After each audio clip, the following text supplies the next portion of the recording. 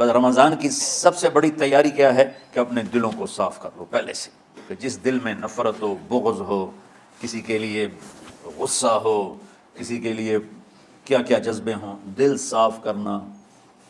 ہمارے گھروں میں روزانہ جھاڑو ہوتا ہے، یہاں مدرسے میں روزانہ صفائی ہوتی کہ نہیں ہوتی؟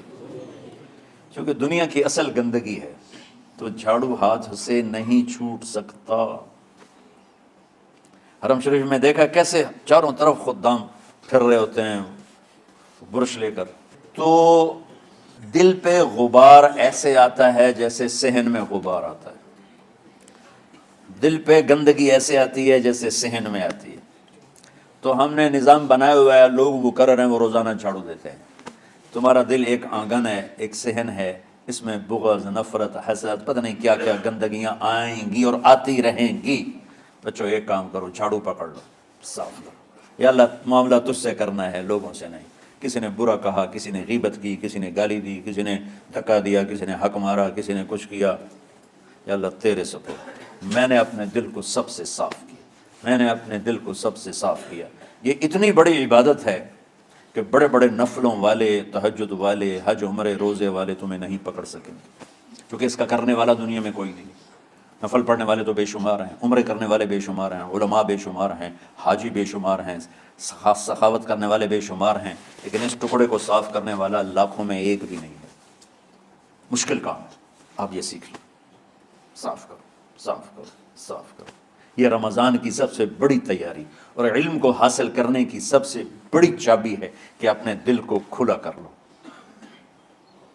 کوئی چیز خالی ہوگی تو کچھ آئے گا۔ جس دل میں بغض بھرا ہو، نفرت بھری ہو، حسد بھرا ہو، کینہ بھرا ہو، اس میں خاک آئے گا، اس میں تو علم کی ایک کرن بھی نہیں آئے گی۔ اس زبان سے چاہے جتنے مرضی موتی بکھیرے، دل اس کا اندھا ہوگا۔ لا تعمل ابصار ولكن تعمل قلوب التي في الصدور۔ یہ آنکھوں سے اندھے نہیں، دل سے اندھے ہیں۔ تو بچوں اپنے دل کو صاف کرنا سیکھو۔ وہ کتنی مشہور حدیث ہے، آپ نے کہا اس دروازے سے ایک جنتی آ رہا ہے، تو ایک انصاری صحابی داخل ہوئے، جوتا ہاتھ میں، داڑھی میں وضو کا پانی۔ اگلے دن اس دروازے سے ایک جنتی آ رہا ہے، تو ایک صحابی آئے، ہاتھ میں جوتا، داڑھی میں وضو کا پانی، وہی صحابی۔ اگلے دن اس دروازے سے ایک جنتی آ رہا ہے، تو وہی صحابی 3 دن جنت کی بشارت لی۔ اس صحابہ کی جماعت میں ایک شخص ہیں جن کا نام ہے عبداللہ بن عمرو بن عاص۔ ان سے بڑا عبادت گزار صحابہ میں کوئی نہیں تھا، نہ سابقین میں، نہ متاخرین میں، نہ پہلوں میں، نہ بعد والوں میں۔ ان کی عبادت کیا تھی؟ ساری رات جاگنا، سارے دن کا روزہ، اور ایک ختم قرآن صبح سے شام تک۔ اتنی اللہ نے طاقت دی تھی۔ پھر وہ غلوف والی بات آ گئی، ایکسٹریم ہونے والی بات آ گئی۔ ان کی شادی والی رات حجلہ عروسی میں داخل ہو رہے ہیں، دلہن کے کمرے میں داخل ہو رہے ہیں، اور مصلی بچھا کے اللہ اکبر، اور دیر نفل تے نفل، دیر نفل تے نفل۔ تو ان کی بیگم نے دیکھا تو وہ بھی خیر کا زمانہ تھا، انہوں نے بھی وضو کیا اور پیچھے مصلی بچھا کے وہ بھی فجر تک نفل پڑھتے رہے۔ صبح ہوئی تو حضرت عمرو بن عاص رضی اللہ عنہ نے پوچھا بیٹی رات کیسی گزری؟ کہا جی ماشاءاللہ آپ کے بیٹے تو بڑے عبادت گزار ہیں، ساری رات نفلوں میں ہی گزری۔ تو وہ ان کو شکایت کر دی۔ حضرت عمرو بن عاص کو اتنا غصہ چڑھا، وہ بیٹے کو تو کچھ نہیں کہا، کتنی حکمت کی بات ہے، سیدھے گئے اللہ کے نبی کے پاس، یا رسول اللہ یہ عبداللہ دیکھیں کیسا نادان ہے، اس کی شادی کی ساری رات نفل پڑھتا رہا۔ تو آپ کہتے ہیں ماشاءاللہ ماشاءاللہ کتنی بڑی بات ہے، نفلوں میں گزر گئی، رات بھی نفلوں میں گزر گئی۔ تو آپ نے حضرت عبداللہ بن عمر کو بلا کے ڈانٹا کہ تو نے مہینے میں 3 دن روزے رکھنے ہیں، بس اس سے زیادہ نہیں رکھنے،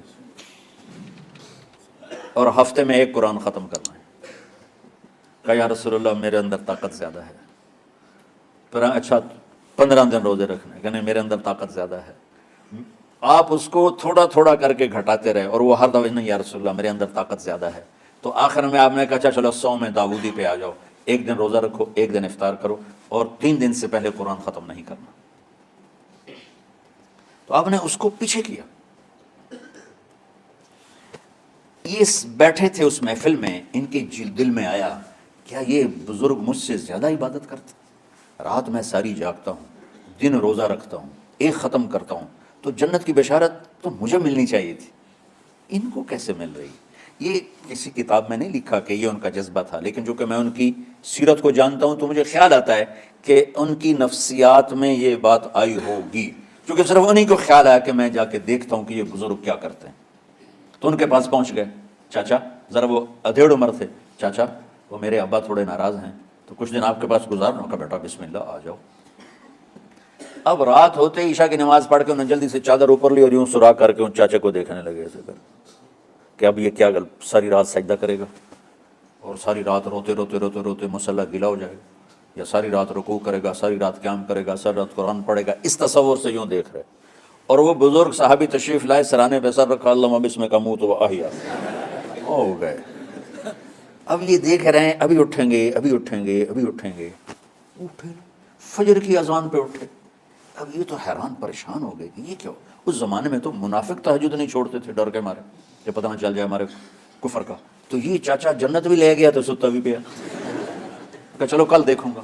اگلی رات پھر چادر سر پہ کر کے اور یوں سوراخ کر کے لیٹے ہوئے اور دیکھ رہے، چاچا پھر تشریف لائے اور سرانے پہ سر رکھا، اللہم بسمک اموت و احیا، ہو گئے۔ فجر کی اذان پہ اٹھے، یہ اور پریشان ہو گئے کہ میرا نبی کا فرمان تو سچا ہے، اس میں تو شک بھی کفر ہے، لیکن عمل کیا ہے جس پر اس کو جنت کی بشارت ملی؟ 2 رکعت نفل بھی نہیں۔ اور آج کے دور میں تم میں سے ماشاءاللہ اکثر بچے تہجد پڑھتے ہیں کہ ایک رات اور دیکھوں گا، تیسری رات اللہم بسمک اموت و احیا، ہو گئی ساری رات۔ تو تیسری رات پھٹ پڑے عبداللہ بن عمر، کہنے لگے چاچا میری ابا سے کوئی لڑائی نہیں تھی، 3 دن میں تیرے بارے میں سنتا رہا، جنتی جنتی جنتی، میں دیکھنے آیا تھا کہ آپ کیا کرتے ہیں، آپ تو کچھ بھی نہیں کرتے ہو، ساری رات سوتے رہتے ہو، آپ کیا کرتے ہو؟ ان کا بیٹا یہی ہے جو تم نے دیکھا ہے۔ اب ان کو سمجھ میں نہیں آ رہا کہ یہ جوڑ کیسے بٹھاؤں، ادھر جنت کی بشارت، ادھر ساری رات خراٹے، اب یہ اس میں جوڑ کیسے بٹھاؤں، کیونکہ نبی کی بات تو غلط ہو نہیں سکتی۔ تو اب وہ نا ایسے نا بڑے بے دل سے ہو کر واپس مڑے، پتہ نہیں کی چکر ہوئے گی کوئی گل۔ جب وہ دروازے تک پہنچے تو کہنے لگے بیٹا ادھر آنا، واپس آ گئے۔ اب میں تمہیں اصل راز کی بات بتاتا ہوں۔ کہا کیا ہے کیا ہے؟ تو یہاں ہاتھ رکھا، کہا یہ جو دل ہے نا اس میں کسی انسان کی نفرت نہیں۔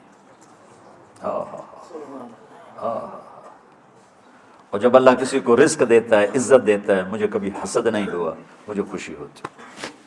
تو عبداللہ بن عمر نے کہنا تھا ہاں یہ بات ہے، نہیں، انہوں نے کہا ہاذا ہوا، اچھل کے کہنے لگے ہاذا ہوا، ہاں ہاں ہاں ہاں یہی ہے یہی ہے یہی ہے۔ پھر کہنے لگے چاچا پر یہ میرے بس کا نہیں ہے، کون کرے گا یہ؟ اتنے بڑے آدمی ہو کر کہہ رہے ہیں کہ یہ میرے بس کا نہیں۔ تو بچو، دنیا میں جنتی بننا ہے اور علم اللہ سے لینا ہے تو اسے صاف کر دو، سب کی نفرت سے۔ اس نے مجھے یہ کیوں کہا، اس نے مجھے یوں کیوں دیکھا، اس نے میرے بارے میں یوں کیوں کہا، اس نے میرے بارے میں یہ کیوں لکھا۔ جس کی تعریف ہوتی میری کتنی برائی ہوتی، صرف تعریف تو نہیں، بھرا پڑا سوشل میڈیا مجھے گالیاں دیں۔ اللہ کے فضل سے میرے دل میں ایک ذرے کے برابر کبھی کوئی منفی جذبہ نہیں آیا، آئے تو میں دھو کے صاف کر دیتا ہوں، یا اللہ میں نے اپنے دل کو صاف کیا، میرا معاملہ تیرے ساتھ ہے، کسی کے ساتھ نہیں۔ یہی آپ رمضان کی سب سے بڑی تیاری، علم کے حاصل کرنے کا سب سے بڑا ہتھیار آپ کو یہ نہیں ہے کہ تمہیں کتابیں یاد ہو جائیں، تمہیں اشعار یاد ہو جائیں۔ تو ساری امت سے کہتا ہوں رمضان کا استقبال کرو، دلوں کو صاف کر کے، نفرتوں کو مٹا کے، مذہبی نفرت، دنیاوی نفرت، رشتوں کی نفرت، بول چال کی نفرت، سیاست کی نفرت، لین دین کی نفرت، ان سب سے اپنے دل کو صاف کرو تاکہ رمضان میں اللہ نے علم اتارا، اللہ تعالیٰ آپ کو علم عطا فرمائے، اور باقی لوگ جو عام دنیا میں زندگی گزار رہے ہیں ان کے دلوں میں اللہ رمضان کا نور اتارے اور اپنے اور ہدایت کا نور اتارے۔ یہ سب سے بڑی تیاری ہے اس کی۔ اور کسی سے گلہ ہے، غصہ ہے، ناراضگی ہے، کسی سے بولتے نہیں ہو، ابھی سے شعبان آ چکا ہے، آپ شعبان سے رمضان کی تیاری شروع فرما دیتے تھے، تو اس کی تیاری کیا ہے؟ وہ دلوں کو صاف کرو، معاف کرو، معافی مانگو، تمہارا قصور نہیں پھر بھی معافی مانگ لو، دلوں کو صاف کرو، اور اپنے اور اللہ سے سخاوت مانگو کہ اللہ کو سخی بھی پسند ہے اور صاف دل والا بھی پسند ہے۔